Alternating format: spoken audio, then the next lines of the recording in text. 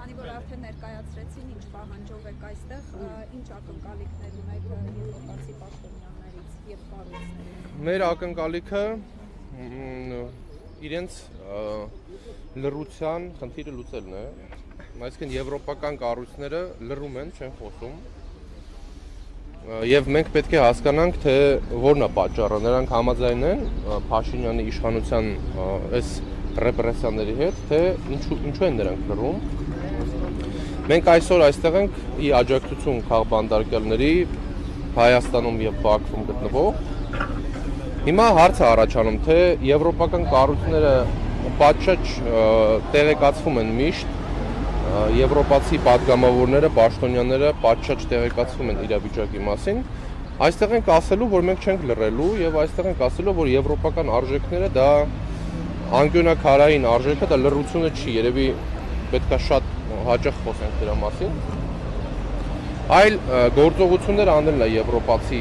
պաշտոնյաների կողմից, որը եւ ակնկալում ենք այս մարդկանցից, որովհետեւ Հայաստանում կալանավորված են սրբազաններ, բարերարներ, մարդիկ, ովքեր քաղաքապետ են ընտրված, եւ այս ռեպրեսիաները շարունակվում են 8 տարի շարունակ եւ որևէ քաղաքական գնահատական հստակ շոշափելի գործողություններով չենք տեսնում եվրոպացի պաշտոնյաների կողմից։ Այո, կան արդեն քաղաքական գնահատականներ որոշակի պաշտոնյաների կողմից, որոնք շատ գնահատում ենք, բայց գործուն քայլեր ենք ակնկալում Հայաստանի եւ Ադրբեջանի քաղաքական եւ ռազմաքաղաքական ղեկավարության մասին։ Այն որ իսպանացի նամակ եք փոխանցելու, ինչ որ բան անելու եք եվրոպացի պաշտոնյաներին, որևէ նամակ դրեցին փոխանցել։ Մենք փոխանցելու ենք առաջի հերթին մեր ուղերձը, հատուկ ենք ընտրել նաեւ այս վայրը, որովհետեւ կարող ենք այլտեղ անել մեր պիկետը, բայց այնպես ենք վերցրել, որպեսզի իրանք մեզ տեսնեն ճաղերի այս կողմից, որ սա լինի նաեւ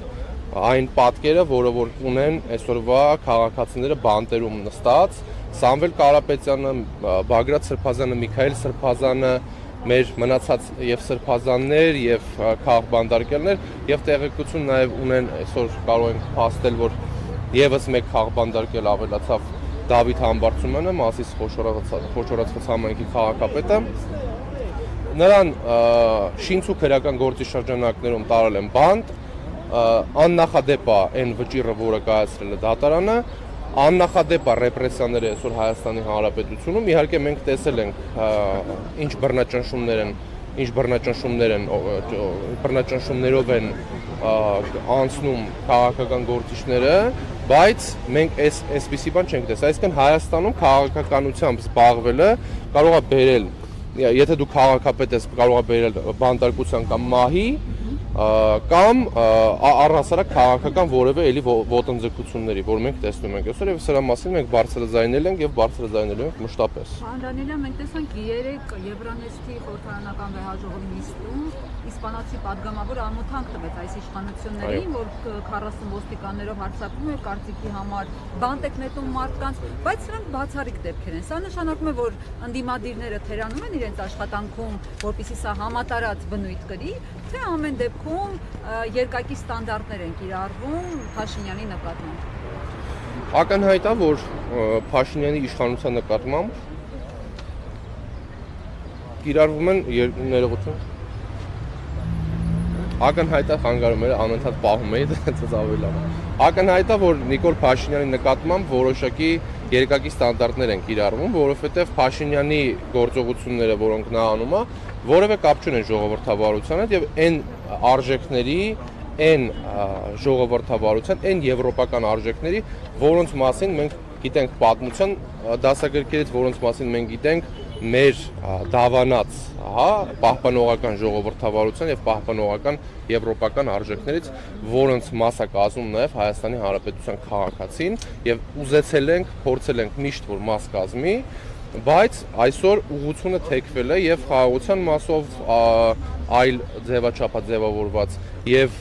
արդարության մասով Հայաստանում այսօր լրագրողների նկատմամբ ոտնձգություններ են կատարվում, քաշքշվում են, ծեծի են ենթարկում կանանց եւ կապ չունի կինա թե տղամարդ լրագրողներին, խոսքի ազատություն չկա, որովհետեւ խոսքի համար կարող է կալանավորել ինչպես իրավաբաններ, սրբազաններ, հոգևորականներ, բարերարներ, այդ մարդիկ կալանավորվել են ոչ թե գործողության, ոչ թե ինչ որ ապօրինի գործողության համար, այլ կալանավորվել են բացառապես խոսքի համար։ Հայաստանում, այսինքն արձանագրում ենք, որ չկա խոսքի ազատություն եւ այն հանդուրժողականության եւ սիրո հեղափոխությունը, որը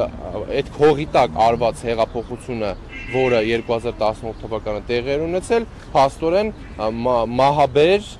պատերազմ բերող, նոր հանձնումներով լեցուն եւ որևէ կապ չունեցող այդ խոստումների հետ գործընթաց է եղել եւ ժողովուրդը խաբվել է։ Հիմա այս տրամաբանությամբ մենք ասում ենք, որ պետք է իմպիչմենտի գործընթաց սկսենք, որովհետեւ վարչապետը չի իրականացրել առնվազն 2021 թվականին տված իր խոստումները, նախընտրական խոստումները, որոնք նա խոստացել էր ժողովրդին, նա խաբել է ժողովրդին եւ մենք դա արձանագրել ենք նախաձեռնելով իմպիչմենտի գործընթաց, իմպիչմենտի արդեն միասնական տեխնացու Դավիթ Համբարձումյանին դրանք բանտարկեցին, որպեսզի կասեցնեն այդ ընթացքը, որովհետեւ ակնհայտ է, որ Հայաստանի Հանրապետությունում ապրող բոլոր յուրաքանչյուր քաղաքացի իրա վրա զգում է Նիկոլ Փաշինյանի ռեպրեսիաները, որովհետև հիմա Մասիսի համայնքապետին են բռնել, մի քանի օր առաջ Գյումրու համայնքապետին են բռնել, քաղաքապետին, եւ այդ մարդիկ, ովքեր իրենց ընտրել են, պատկերացրեք իրանց ապրումները, որ իրանց ընտրված քաղաքապետերին, ով չի ընդունում Նիկոլ Փաշինյանի գիծը եւ համարում է Նիկոլ Փաշինյանի գործողությունները ոչ հայանպաստ, այդ մարդիկ հայտնվում են բանտում։ Եվ մենք այսօր այստեղ ենք ասելով, որ այո, ինչպես դուք նշեցիք, եվրոպացի падգամավորները արդեն բացահայտ կշտամբում են իշխանություններին, ասելով, որ Հայաստանում այո չկա ժողովրդավարություն եւ մենք այսօր պետքա հասնենք այն գործընթացին, որ դա լինի քաղաքական գնահատական ոչ թե 1 կամ 2 падգամավորի կողմից, այլ առհասարակ կառույցների կողմից, միջազգային կառույցների եւ այդ կառույցների պատասխանատուների կողմից, որ Հայաստանում խոշտանգում են քաղաքական գործիչներին, Հայաստանում չկա խոսքի ազատություն եւ դատարանները կատարում են քաղաքական որոշումներ, քաղաքականացված է դատաիրավական համակարգը եւ մարդու իրավունքները դրանից տուժում են։ Պարոն Դանիելյան, դեռ օգոստոսին Եվրախորհրդարանը հույս էր հայտնել, որ խաղաղության այս գործընթացը կբերի նրան, որ ազատ կարձակվեն Բաքվում պահվող գերիներն ու պատանդները։ Ձեր կարծիքով հետևողական կլինի Եվրախորհրդարանը, որպեսզի խոսքը փոխվի գործի։ Առաջի հերթին պետքա մենք որպես Հայաստանի Հանրապետության քաղաքացիներ պահանջատեր լինենք մեր հայրենակիցների ճակատագրին, այն է բարձրաձայնենք եւ չհրաժարվենք Բաքվում պատանդարված մեր հայրենակիցների իրավունքները պաշտպանելուց։ Այսինքն ինչ է նշանակում խաղաղության համաձայնագիր առանց ռազմագերիների, առանց ռազմաքաղաքական ղեկավարության մասին որևէ հիշատակման։ Ինչ է դա նշանակում։ Դա նշանակում է, որ չկա որևէ գործընթաց, որը հայանպաստ է, եւ այն գործընթացը, որը Փաշինյանը իրականացրել է այդ խաղաղության քողի տակ նոր հանձնումների, մասնավորապես նկատի ունեմ Սյունիքի ճանապարհը եւ Միջանցքը, ոնց որ ասում են միջազգային տարբեր ներկայացուցիչներ տարբեր համակարգերի, բայց օրվա իշխանությունները Հայաստանի կառավարիչները ասում են Միջանցք չկա, բայց բացի Հայաստանի կառավարիչներից բոլոր մնացած կողմերը այդ ճանապարհին Միջանցք են ասում եւ այդտեղ Հայաստանի շահը տեսնելը անգամ մանրադիտակով հնարավոր չի։ Մենք պետքա կարողանանք միասնական լինենք, կարողանանք ջնջենք սևերի եւ սպիտակների կործանարար գծերը եւ միասնական կարողանանք ասել, որ Նիկոլ Փաշինյանը այո, չի ներկայացնում Հայաստանի Հանրապետության քաղաքացու շահը, Նիկոլ Փաշինյանը ներկայացնում է սեփական աթոռը պահպանելու ծրագիրը։ Սեփական աթոռը իշխանությունները պահում են ամեն գնով, ընտրությունների միջոցով կլինի, արտահերթ ընտրությունների միջոցով կլինի, բոլոր դեպքերում մեզ պետք է միասնականություն եւ մեզ պետք է չլռել։ Լռության գինը նոր քաղաքական բանտարկյալներն են։ Այսօր մենք իրականացնում ենք եւս մեկ քաղաքական ակցիա պիկետ, բայց ցավոք սրտի այս պիկետները միայն շատանում են, չեն նվազում եւ մենք ցավոք սրտի անընդհատ հայտնվում ենք դատարանների հայատներում կամ այլ տեղերը նրա պատճառով, որ նոր քաղաքբանտարկյալներ, նոր քրեական գործեր եւ նոր քաղաքական հետապնդումներ են իրականացվում քաղաքական այս կամ այն գործչի ընդդիմադիր այս կամ այն կարծիքը ներկայացնող անձանց վերաբերյալ։ Դուք խոսում եք այս իշխանության ժամանակ ռեպրեսիաների մասին, ԱԳՆ նախարար Արարատ Միրզոյանն ասաց իմ ընդդիմադիր եղած ժամանակ ընդդիմադիրներին սպանում էին։ Քանի անգամ եք սպանել Արարատ Միրզոյանին եւ իր թիմակիցներին։ Մենք ես այս թեմայի մասին շատ եմ խոսել եւ Արարատ Միրզոյանները, Ալեն Սիմոնյանները եւ շատ այլ մարդիկ, որ այսօր պաշտոնավարում են, վառ ապացույցն են նրա, որ հանրապետականները չեն սպանել ընդդիմադիրներին։ Հանրապետական կուսակցության կառավարման տարիներին եղել է խոսքի ազատություն եւ այսօրվա վարչապետը ցավոք սրտի նաեւ այդ խոսքի ազատության վառ ցուցիչ է, որ եթե հանրապետականները լրացնեին քաղաքական գործիչներին, ոչ Ալեն Սիմոնյանները, ոչ Տիգրան Ավինյանները եւ ոչ Արարատ Միրզոյանները ազատության մեջ չէին լինի, այլ կլինեին բանտում, ոնց որ հիմա բանտում են քաղաքական գործիչները, ում կարծիքները համապատասխան չեն իշխանության հետ։ Ակնհայտ է, որ մեր կարծիքները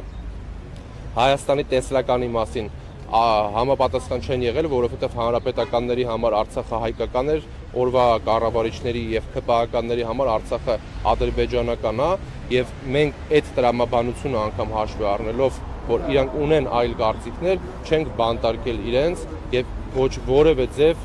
իրանք խոշտանգումների չեն ենթարկվել եւ սա հստակ գործողություն է Նիկոլ Փաշինյանի կողմից արվող, սա լրացման գործընթացը Նիկոլ Փաշինյանը փորձում է վախի մթնոլորտ ստեղծի եւ այդ վախի մթնոլորտի շորշոփի տակ կարողանա գնալ ընտրությունների